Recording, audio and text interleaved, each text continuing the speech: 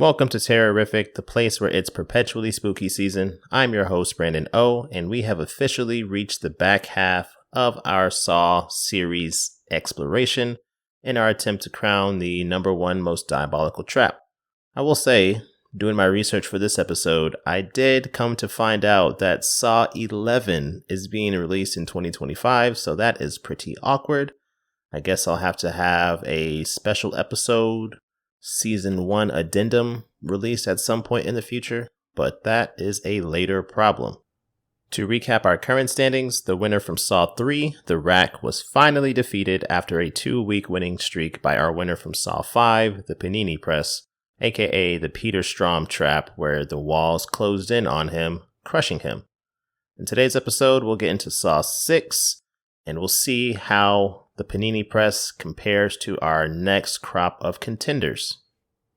Okay, so Saw 6 was released back in 2009, and you may recall, during my nostalgia from episode 1, this was around the same time that I was watching Halloween Resurrection, and Busta Rhymes was helping me get over my fear of Michael Myers, so shout out once again, Busta Rhymes. Saw 6 was directed by Kevin Grutert, and he was making his directorial debut. And similar to David Hackle, who got his shot at directing Saw 5 after previously serving in various production roles on set, Grutert worked as the editor for the preceding 5 Saw films. The screenplay was once again written by Patrick Melton and Marcus Dunson for the 3rd consecutive film, and the budget for Saw 6 was $11 million. It went on to gross worldwide approximately $68 million, which is an ROI of about 618%. So by all means, still a financial success, but at the time, this was the lowest grossing film in the entire series. The previous lowest had been the first Saw film, which brought in $104 million, so this is quite a large drop. On Rotten Tomatoes, the film holds an approval rating from critics of 39% and 50% from the audiences. The critical consensus reads, quote, "It won't earn the franchise many new fans, but Saw 6 is a surprising step up for what has become an intricately grisly annual tradition." And fun fact, during the early planning stages of the script, it was suggested that Detective Hoffman would take on more of an anti-hero kind of role, and he would go after the mafia. But the idea was quickly shot down because it was not Saw enough, and it felt more like the Punisher. That would have been interesting to see, though. Hoffman trying to be a good guy and actually be a police officer doing his job instead of instead of torturing all these other people. But alas, we got what we got. And let's get into the trap rankings. So consider this your spoiler alert. So the main plot of Saw 6 is that we have this insurance executive named William. He and his associates are being tested by Jigsaw due to practices that involve denying healthcare coverage for their clients whenever they become too sick. William has created this model that assigns a score to people, and if their number is negative, then coverage gets denied. And Jigsaw himself was one of those people. William must successfully navigate a series of tests or traps, challenges, each one requiring some amount of sacrifice in order to eventually be reunited with his family. And with that context, let's get to trapping. So by my count, we have 7 traps in the film. So kicking us off at number 7, we have the trap that I'll just call Let It Go. So William eventually finds himself standing at a console, and there are instructions for him to grab hold of these 2 handles that are kind of looped over the controls. And these handles are linked somewhere. He can't really tell because in front of this console is some glass, but it's dark. And as he picks up these handles, the lights cut on and he sees that it's like this kind of viewing room or a staging area. So standing in front of him are 2 of his employees, each on a collapsible platform, and there is barbed wire tied in noose fashion around each one of their necks. One of the employees is a young male with no family and no known illnesses or afflictions. The other is a middle-aged woman with a family and she has diabetes. So, William must decide who lives and who dies by letting go of one of the handles. The chain that's attached to these handles and the people, it retracts every so often, which pulls them closer and closer to the edge, so that if William himself doesn't make a decision, eventually they both will be hanged / have their throats slit by this wire. Pretty awkward. Now, William's patented predictive model would have made this decision pretty easy. The woman being older and having underlying health issues, she would have gotten the lower score. But as this movie likes to repeatedly point out, the decisions are harder when the person who is going to die is right in front of you and you can see the blood on your hands in real time. So William chooses to save the woman, and the young, healthy man who has no family to miss him gets murked.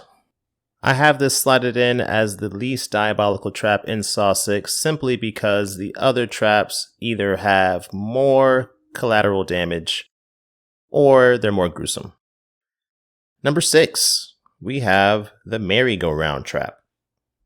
So in this trap, 6 people are chained to a merry-go-round. These are William's top analysts. They are responsible for finding the errors in people's policies, which will then allow William to deny their claims and drop their coverage.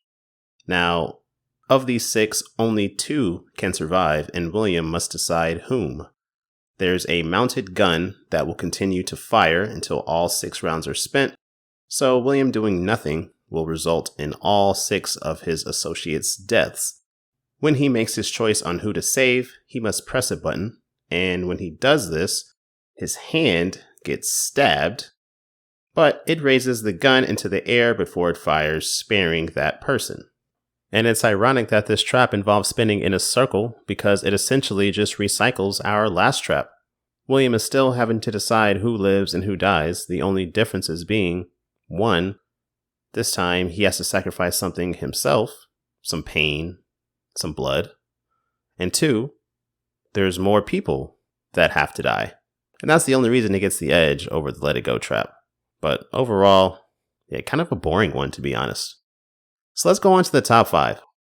At number 5, we have the boiler room trap. So William finds himself on a catwalk in the boiler room. Down below him is his insurance firm's lawyer, and she has been fitted with some device that has a metal rod attached to it.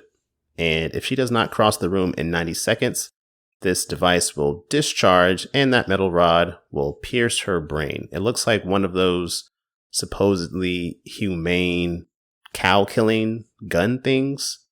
Anyway, the room is like a chain maze and there's vents spouting scorching hot steam, and there's checkpoints where William can pull a valve to redirect the steam at himself, which will then spare the lawyer and allow her to pass to the next checkpoint. After both getting blasted in the face by hot steam a couple of times, the lawyer makes it to a safe area where she discovers some x-rays that inform her the key to remove the device fitted to her is inside William. So she attacks him with the power saw. They engage in fisticuffs, but unfortunately time expires and she gets brained. I feel like this trap is more about what it appears to symbolize than it is about the actual carnage of the trap itself. From a pain perspective, William and the lawyer get burned. Yeah, that sucks. The lawyer obviously takes a rod to the face. Did not mean to say it that way, but what's done is done. Anyway, she obviously takes a rod to the face, and that also sucks. God damn, did it get... Oh, shit. Now I've lost my train of thought. Okay, so this backdrop of being in the boiler room seems to represent hell, in my opinion. And since William has made a habit and a fortune, apparently, off of denying claims of sick people and dropping their coverage, it would appear that the statement being made is that the only people worse than a monster like that are those or the specific individual that defends them. This game was never designed for the lawyer to survive. There's no way that 90 seconds is enough time to make it through that maze, find the x-rays, interpret the x-rays, realize you have to kill William, then kill William, get the key out, use the key to unlock it, and save yourself. Completely unrealistic. She was doomed from the jump, and that is pretty diabolical. Our next trap was also designed with Doom in mind, but it could not overcome plot armor. At number 4, we have the Reverse Bear Trap, Part 2. So after his death, Jigsaw bequeaths the Reverse Bear Trap to Jill with instructions to use it on Hoffman. Hoffman had gotten drunk on power and control, so Jigsaw wanted to test him to humble him.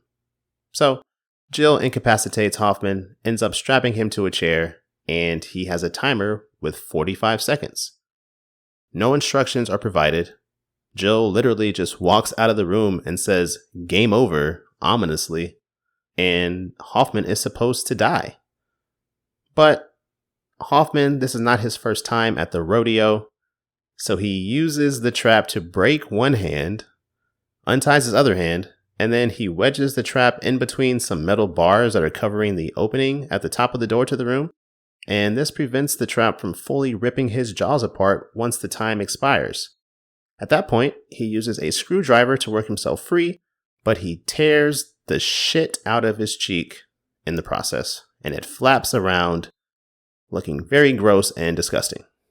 In regards to diabolicality, I think intent matters here more than it has with previous traps. Let's compare this Reverse Bear Trap sequence with Amanda's encounter with the Reverse Bear Trap. First, Amanda was provided very clear, concise instructions. Hoffman was giving absolutely nothing. Number 2, Amanda had 1 minute, Hoffman had 45 seconds. And number 3, Amanda was allowed free use of her hands while Hoffman's were restrained. He was supposed to die in this trap. This juxtaposition of how Jigsaw used the same trap to put his 2 accomplices through 2 very different experiences says a lot about him. Coming in at number 3 in our Saw 6 trap rankings, we have the Clamp Trap. This trap pits William one-on-one against the janitor from his company. They're both fitted with oxygen masks, and they have their arms and legs restrained with clamps around their torsos. The game is that every time they take a breath, the clamps around their chest will close in and crush their body. The only way to escape is for the other person to die first. And the catch is that the janitor is a smoker who also has high blood pressure. So William washes him with ease. Now, this trap would be diabolical enough simply because of the fact that it involves crushing, slowly, these people's midsections. But what makes it even worse, what takes it into the top 3, is that, for some reason, all the traps that we've been through to this point in the series, for some reason, this is the trap that they decide to show someone's bodily functions being released. The janitor pisses himself as he dies. That is just so fucking rude. Oh my God. Not only is this dude an underdog, he can't breathe to start with. Now you also have him pissing himself once he unsurprisingly loses this matchup. He has to go out like that. And the final fuck you that they give this man is that he's a janitor, so it would be his job to clean up the piss. I mean, bro, come on. You can't even give this dude some PTO in the fucking afterlife. What the fuck? But anyway, let's move on. At number 2, our runner-up, we have the Pound of Flesh Trap. So back in 2008, VH1 aired a reality TV show called Scream Queens, which featured 10 unknown actresses competing for a role in a horror film. That horror film turned out to be Saw 6, and the winner, Tanedra Howard, was given the role of one of the participants in the Pound of Flesh Trap. Now, this trap features 2 people in neighboring cages with these contraptions shackled to each one of their heads. The game explains that there's a 60-second timer, and during that time, each one of them must give as much flesh as possible in order to tip the scales in their favor before the device that's attached to their head causes screws to drill into their brain and kill them. Now, the male participant, he's a little bit on the heftier side, so he starts slicing off pieces of his beer belly to throw onto the scale, while our Scream Queen's winner is a little bit more trim, so she has to resort to chopping off her entire arm as her contribution. So the options are either death or being maimed for the rest of your life. Both pretty shitty options. But bro, I would be so mad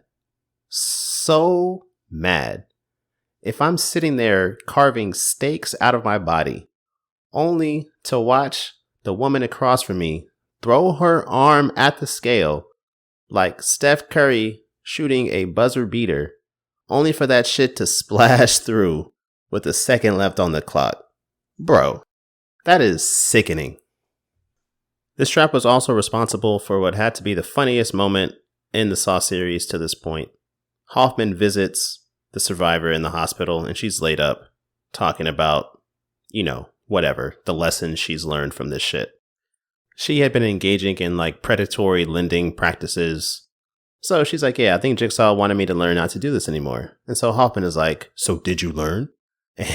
And she holds up her arm stump, looks him dead in his face, and is like, what the fuck am I supposed to learn from this? And boy, I died. That shit was hilarious. And she just goes off on this dude after asking such a stupid, obviously he's the accomplice to Jigsaw kind of question, until he slowly backs out of the room like Homer Simpson. And now to unveil the number one most diabolical trap in Saw 6, the trap that will take on the Panini Press for the right to continue to advance in the competition. The trap that inspired the name of this episode. At number 1, we have the hydrofluoric acid trap. Okay, so this trap involves 2 cages. One contains a mother and her son, and the other contains a journalist. Both cages are equipped with a vat of hydrofluoric acid that's attached to the sprinkler system, with a lever next to it that has the words live or die printed above and below. Now, this entire time that William has been going through these games, the objective was for him to successfully complete them in order to save his family. Up until the climax in Act 3, the audience has been led to believe that 2 things are true. Number 1, that the mother and son are William's family, and number 2, that pulling the lever in either cage to die will cause the other cage to be sprayed with the hydrofluoric acid, killing whomever is inside. But in typical Saw fashion, plot twist, both of these things turn out to be false. The mother and son are the widowed family of a man who has passed away from some heart disease due to William denying his claim for coverage, and the journalist is William's sister. Unsurprisingly, some hard feelings still remain. The mother gives some speech about how she can forgive William for causing the death of her husband, but she could not live with herself if he did the same thing to other families in the future, so he has to die. She says all this and then punks out, can't do it. So then her son, who by the way has been an asshole the entire movie, like the way he was speaking to his mother, my goodness, I was appalled. Anyway, the son decides to pull the lever. Now, William has been situated in kind of this middle passage between the 2 cages. So a grate swings down from the top. It has needles attached to it, and it stabs him in his back. Now, these needles are attached to the hydrofluoric acid from both cages, which then begin to pump into William's body. And here is where we do a cannonball into body horror, as William is melted from the inside out. Like, holy moly, can you imagine being melted by acid being pumped into your body? What the fuck? The practical effects team, they did a great job, because they show this dude like sloughing apart, looking absolutely disgusting. He's oozy, he's gooey, all this shit. And his sister is just standing behind him, watching all of this unfold. She has to live with this image burned into her brain of her brother being melted by fucking acid. What the fuck, bro? Like, he went from a person to a puddle. And follow-up question, who's in charge of mopping him up? Because they already killed the janitor. It's fucked all around, bro. Here's another follow-up question. What do you think smells worse? The pig soup concoction from Saw 3 or this William puddle?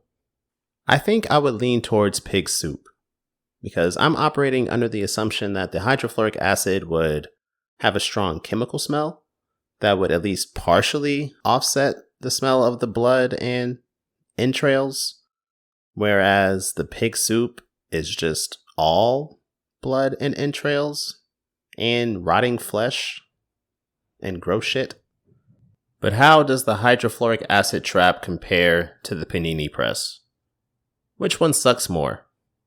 I think that's like 6 in one hand, half a dozen in the other. They both seem pretty shitty. Now, I'm thinking, hypothetically, if I was in the room and the walls were closing in on me, and I knew I was toast regardless, there may be like more options that you could use to make your suffering not last quite as long. For example, like exhaling and making sure you have no breath in your lungs whatsoever. And then maybe you could suffocate before being crushed completely. I don't know.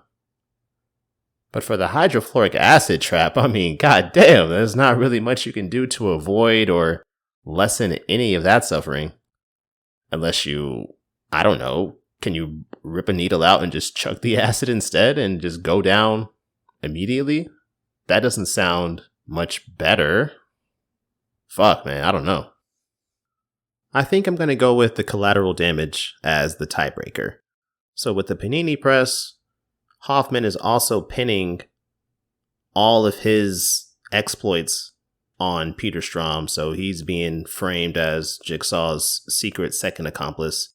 So that has all kinds of, repercussions. His career is cooked, his memory is tarnished, his image is tarnished, his family's memory of him, assuming he has a family, which is a pretty big assumption to make. Meanwhile, with the hydrofluoric acid trap, we know for sure that William has at least a sister. She has witnessed his melting, so she has that in her mind. That's guaranteed. We have the son and the widow also witnessing that, and whatever psychological damage comes from their end. And the kid, I mean, he's the one that melted this dude. What's he going to grow up to become? Is he going to be the next Jigsaw? I don't know.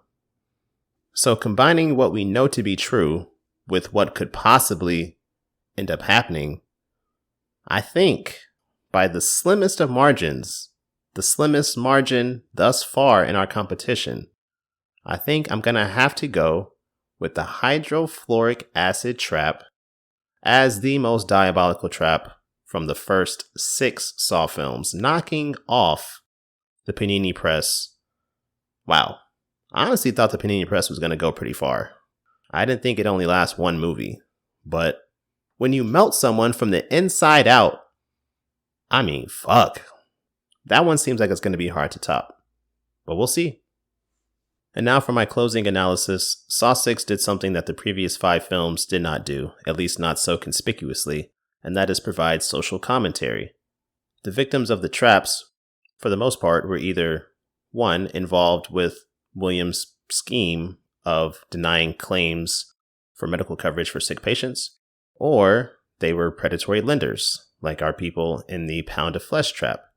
Now, considering the climate back in 2009, most moviegoers were probably still recovering from the financial crisis of 2008, so it makes sense that showing these money people who have been preying on the little guy, get some comeuppance, I can understand how that would be appealing to the masses. But in doing so, that led to contradictions being created in Jigsaw's character, which had been established up until this point. The largest of which being Jigsaw's proclamation that he does not kill anybody. In fact, he says he despises murderers. Now, even though Jigsaw died way back in Saw 3 and Detective Hoffman is the one putting these traps together, he is acting according to Jigsaw's instructions. As part of his estate, Jigsaw left behind 6 envelopes, 5 of which were used by Hoffman to put Williams' insurance team through their game, and the 6th Jill used to put Hoffman through his reverse bear trap game. For someone who doesn't kill and despises murderers, it's interesting that there were 7 deaths guaranteed in these games, 4 from the merry-go-round and 1 each from the let it go trap, the clamp trap, and the pound of flesh trap. And you can add asterisks by the boiler room trap, the acid trap, and the reverse bear trap because 2 of those 3 resulted in a death, and the 3rd one, the reverse bear trap, was designed to kill Hoffman even though he ended up surviving. Let's just call it for what it is, flat-out hypocrisy. Back in Saw 5, Jigsaw gave Hoffman this long-winded speech about how his traps are all about rehabilitation, not vengeance, and yet here he is doing the exact same thing he was getting on Hoffman for. William is the one who denied Jigsaw's claim for health coverage. He wanted to go to Europe to get some experimental treatment, and William was like, nah, son, that's whack. And so he killed him, essentially. He set up this elaborate scheme that ultimately resulted in William's death, which was his entire plan all along. And along the way, he took out all of William's associates who contributed to this scheme. He wanted payback, and he got it. So it would appear that Jigsaw's principles melted alongside William's body. But we'll stop there for now. Next episode, we'll get into Saw 7. And remember, always keep it spooky.